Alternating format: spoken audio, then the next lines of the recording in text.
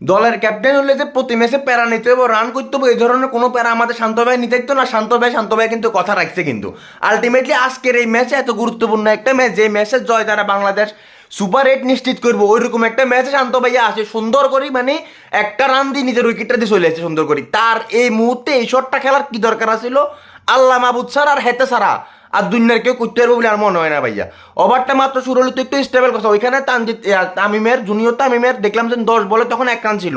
হেতের ওই মুহূর্তে এই স্কোপটা খেলার কি দরকার ছিল, কি কি সুন্দর করে ক্যাচটা দিয়ে দিল হেতে। হেতের কি গুড়া কিরমি কি ঠেলছিল এই মুহূর্তে, নাহলে হেতের তো তারা কি এরা ছিল, হেতেরকে ফায়গা না দিচ্ছিল।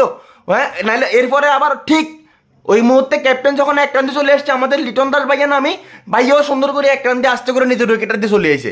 কি তাড়াহুড়ো এগুনের, মানে বাংলাদেশ দলের হুন মারে দিবেন লাই, এই দুইটা দল লোকই যথেষ্ট, আর কোনো প্লেয়ার দরকার নেই। এগুন বলে বাংলাদেশের টপ অর্ডার বলে, টপ অর্ডার 3 জনের ভিতরে একজন হচ্ছে আমাদের শান্ত।